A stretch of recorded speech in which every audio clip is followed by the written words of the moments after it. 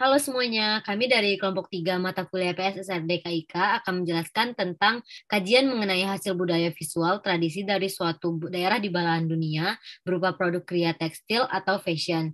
Di sini kami mengambil budaya dari Korea Selatan, yaitu hanbok.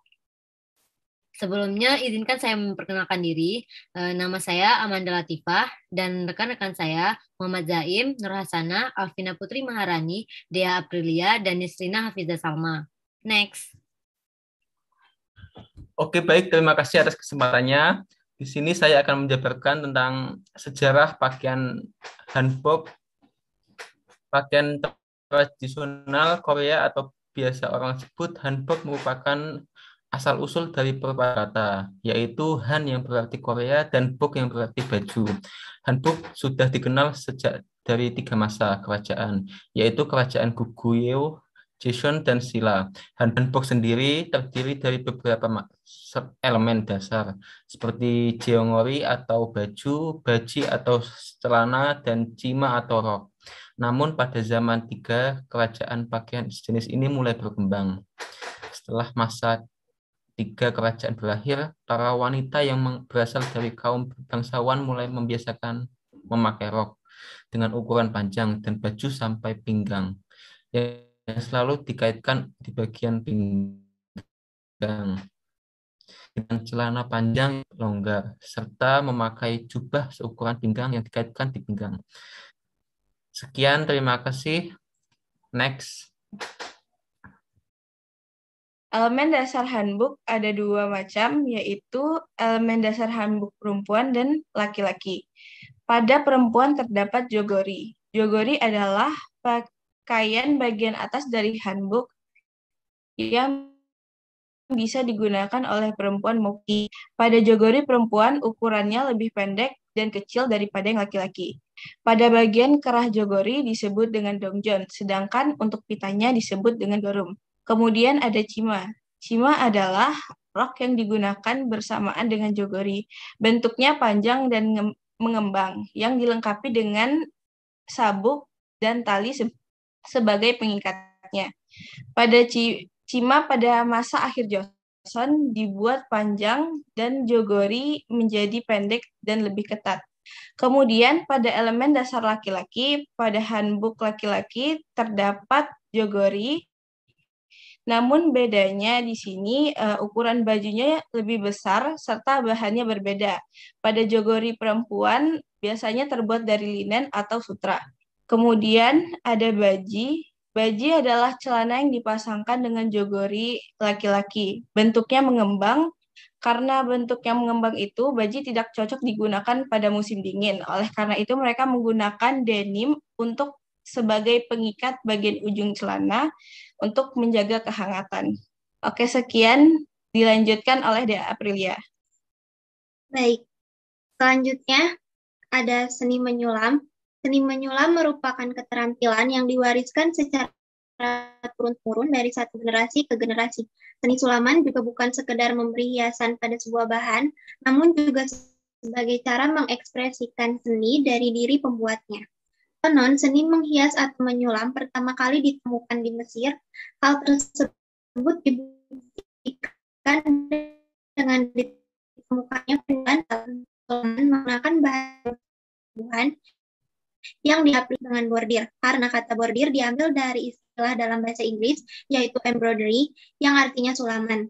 Sulam cenderung dikerjakan secara manual dengan menggunakan tangan. Seperti teknik menyulam di Korea, sulaman tradisional Korea atau yang sering disebut yasu, tampaknya telah dimulai dari zaman prasejarah. Seiring dengan perkembangan teknik menenun dan menjahit, sulaman mulai berkembang sebagai bentuk artistik untuk menghias tekstil maupun bahan lain dan memamerkan lingkungan hidup, kostum agama bangsa Korea. Seiring berjalannya waktu, yasu dinyatakan sebagai bentuk kecantikan ideal Korea. Yasu mulai menjadi populer dan mewah pada masa dinasti Goryeo. Karena pada masa itu, yasu dikelompokkan sesuai dengan jenisnya. Dan yasu mengalami perkembangan yang pesat pada masa dinasti Joseon. Pada akhir dinasti Joseon, sulaman tradisional tidak lagi berkembang karena invasi Jepang dan penetrasi artefak barat. Untuk melestarikan budaya sulaman tradisional, Pemerintah dan para pengrajin senior mendirikan museum dan membuka lembaga kursus untuk sulaman tradisional. Terima kasih. Next. Baik, di sini saya akan menjelaskan tentang pola emas serta pola warna. Pola emas pada hanbok menggambarkan suatu kehormatan, simbol kekayaan, kemakmuran, serta panjang umur. Di mana pola emas pada hanbok ini biasanya terdapat pada bagian ujung bawah rok maupun baju yang dipakai oleh keluarga ningrat atau kerajaan. Selanjutnya pola warna, diantaranya ada warna kuning yang melambangkan pusat alam semesta. Hanya boleh digunakan untuk pakaian kebesaran keluarga kerajaan, sementara kalangan rakyat biasa dilarang menggunakan hanbok warna kuning. Warna hitam, simbol ketidakterbatasan dan sumber dari penciptaan. Hanya banyak digunakan sebagai warna topi laki-laki ataupun warna dasar hanbok meminta pada saat upacara kematian. Warna putih, simbol kesucian dan kemurnian jiwa. Biasanya digunakan oleh masyarakat luas tanpa memandang status kedudukan pemakainya. Warna nila, simbol yang melambangkan ketetapan. Biasanya digunakan untuk rok wanita di pengadilan dan jubah resmi pegawai pengadilan.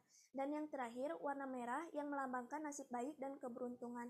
Biasanya digunakan oleh wanita yang akan melaksanakan pernikahan dan harapan sang pengantin akan memperoleh nasib baik dan memperoleh kekayaan.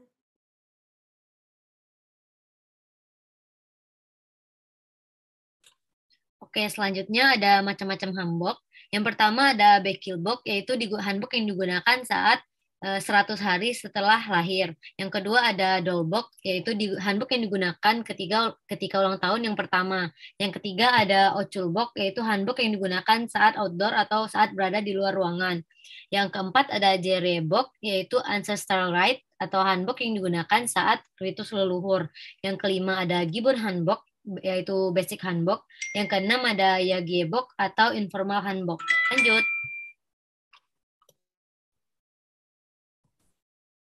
Oke, selanjutnya yang ketujuh ada junyebok, yaitu hanbok semi formal. Yang kedelapan ada jongyebok, yaitu hanbok formal. Lalu ada honrebok, hanbok yang digunakan pada saat pernikahan. Yang ke-10 ada pebekbok, yaitu hanbok yang digunakan kedua pengantin untuk penghormatan kepada keluarga kedua pengantin tersebut. Yang ke-11 ada gwalyebok, yaitu hanbok yang digunakan untuk menyambut masa keremajaan. Yang ke-12 ada sangryebok, yaitu hanbok yang digunakan untuk acara pemakaman.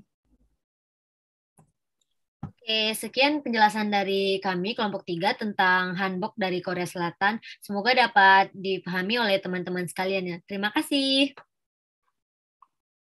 Terima kasih.